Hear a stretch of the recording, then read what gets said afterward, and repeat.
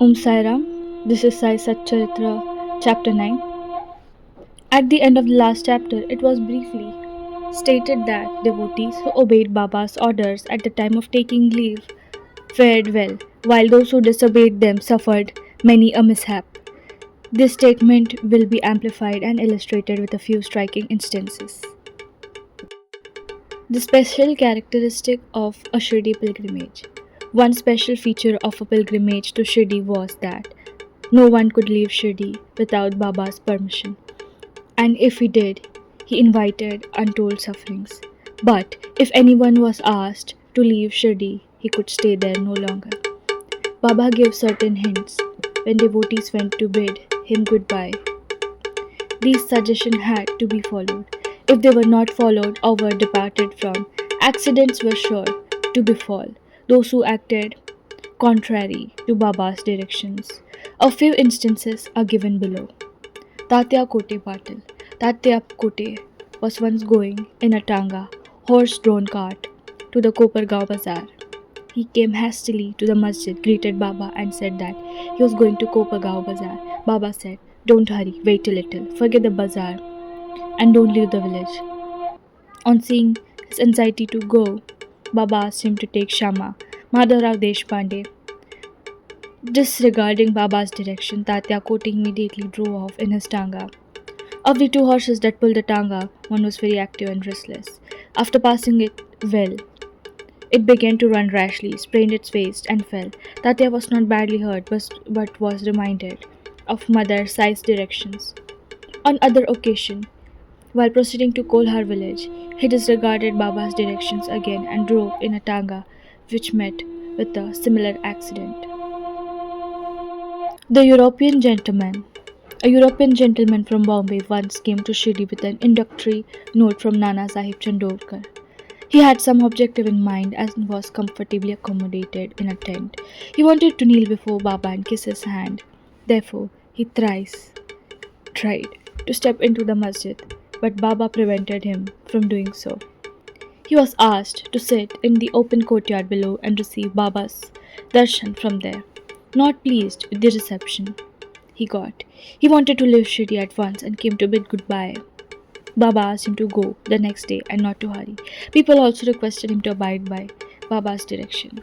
Refusing to listen to this, he left Shirdi in a tanga.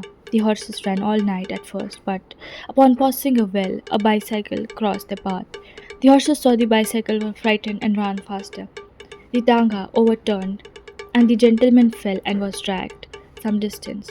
He was immediately rescued but had to be admitted to Kopargaon hospital for the treatment of his injuries. Because of such experiences, everyone learned the lesson that those who disobeyed Baba's instruction met with accidents in one way or the other, and those the necessity of mendicancy. Now, we return to the question of mendicancy. A question may arise in the minds of some.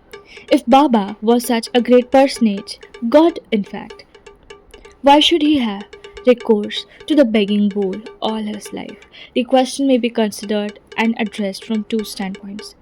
First, who has the right to live by the begging bowl? Our religious scriptures say that those persons who get rid of the three main desires for progeny, wealth, and for fame and accept sannyas are fit to live by begging. They cannot make cooking arrangements and dine at home. The duty of feeding them rests on the shoulder of the householders. Sai Baba was not a householder, he was a celibate sannyasi. His firm conviction was that the universe was his home and he was the Lord Vasudev, the supporter of the universe and the imperishable Brahman, so he had the right to have recourse to the begging bowl. Second, now from the standpoint of Panchasoon, the five sins and the atonement. We all know that in order to prepare meals, householders have to go through 5 actions or processes. Kandani, pounding, Peshani, grinding, Udukumbi, washing points, Marjani, sweeping and cleaning, and Suli, lighting hearths. These processes involve the destruction of a lot of small insects and creatures, and thus the householders incur a lot of sin. In other order, of atone for the sin, our holy scriptures prescribe 5 kinds of sacrifices, namely Brahmayajnam and Vedadhyan, offerings to Brahman or the study of Vedas, Pitrayajna, offerings to the ancestors, Devayajna, offerings to the gods, Bhutayajna, offerings to the spirits, Manushyatithiyajna, offerings to human uninvited guests. If these sacrifices enjoined by the scriptures are duly performed, the purification of their minds is effected, and this helps people to get knowledge and self realization. Baba, in going from house to house, reminded the residents of their sacred duty and fortunate were the people who received this lesson from Baba. Devotees' experiences. Now, to return to another more interesting subject.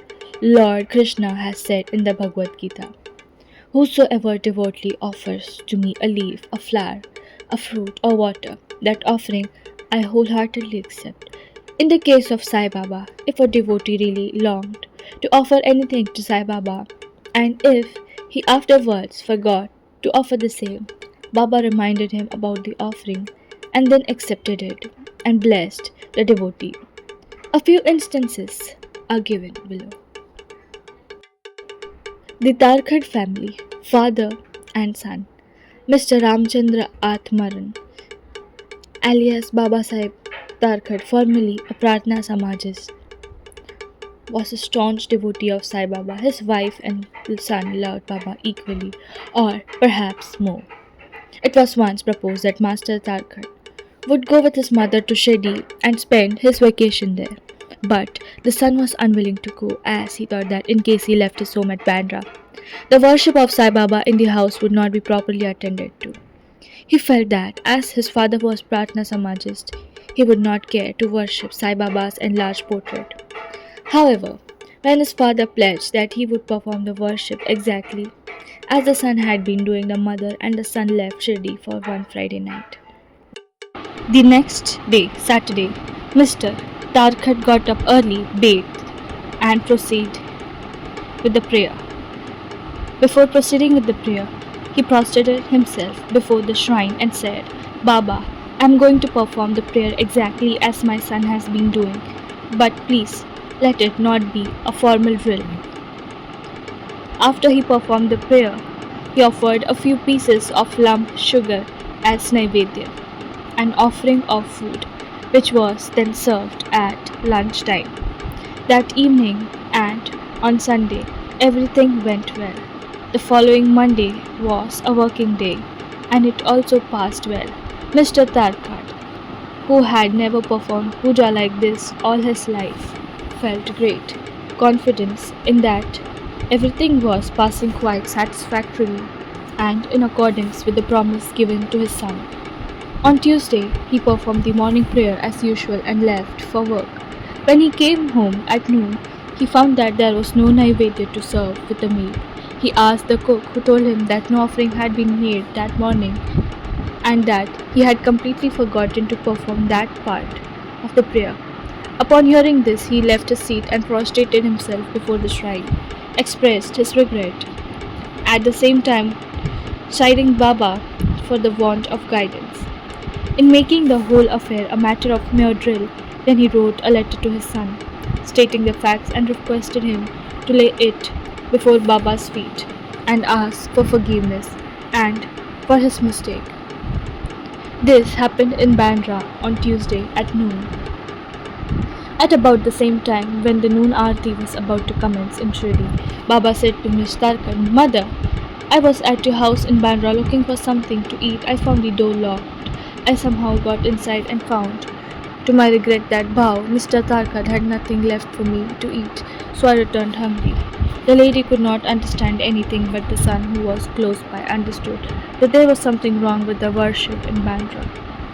He therefore requested Baba to permit him to go home. Baba refused the permission but allowed him to perform the puja in Shirdi.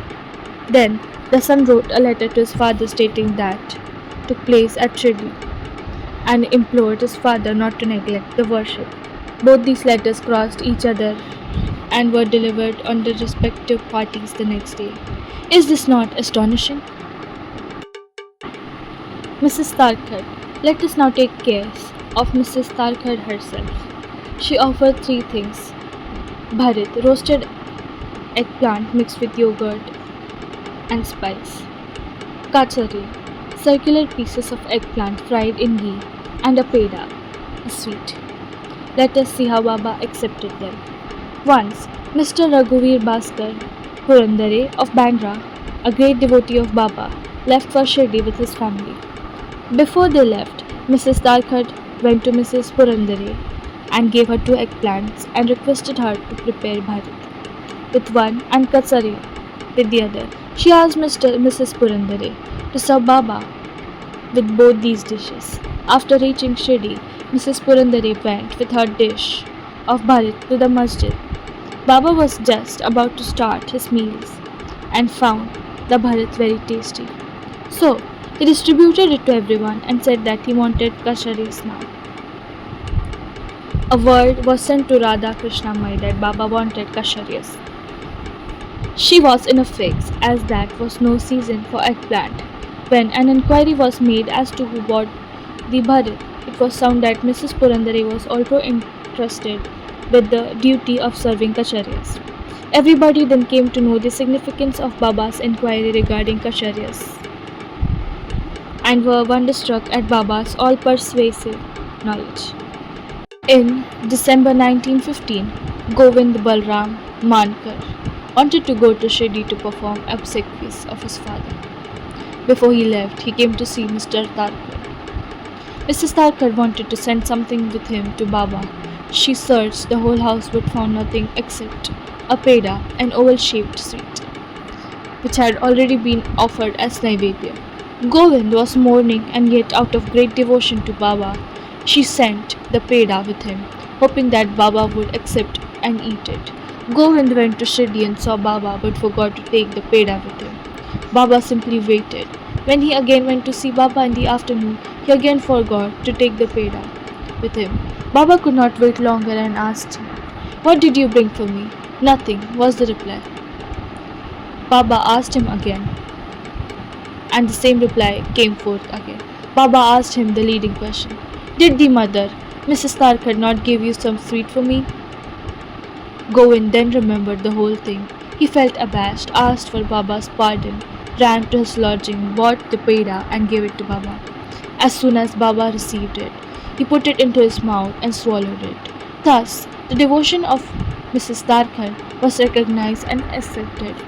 As men believe in me, so do I accept them. How Baba was fed sumptuously. Once, Mrs. Tharkar was staying in a certain house in Shirdi. At noon, meals were ready and dishes were being served when a hungry dog turned up and there began to bark and whine. Mrs. Tharkar got up at once and threw the dog a piece of bread, which the dog gulped with great relish. In the afternoon, when she went to the masjid, Sai Baba said to her, "Mother, you have fed me sumptuously up to my throat, and my afflicted pranas, life forces, have been satisfied. Always act like this, and this will stand you in good stead. Sitting in the masjid, I shall never ever speak anything but the truth. Take pity on me like this. First, give the bread to the hungry, and then eat." Note this well. She could not at first understand the meaning of what Baba said, so she replied, "Baba, how could I feed you? I am myself dependent on others and take my food from them on payment." Then Baba replied, "Having eaten that lovely bread, I am very content and I am still bletching. The dog which you saw before your meal and to whom which you gave the piece of bread is one with me, and so are all the other creatures on earth. I roam in their forms. He who sees me in all these creatures is my beloved. So, abandon the sense of duality and distinction and serve me, as you did today." Upon hearing these nectar-like words, she was moved. Her eyes were filled with tears, her throat was choked, and her joy knew no bounds. Moral of the story: see God in all beings is the moral of the story. The Upanishads, the Gita, and the Bhagavad all exhort us to perceive God or divinity in all creatures. By the instance given at the end of this chapter and others too, numerous to mention, Sai Baba has practically demonstrated to us how to put the Upanishadic teachings into practice. In this way, Sai Baba stands as the best exponent or teacher of the Upanishadic doctrines. Bow to Sri Sai, peace be to all.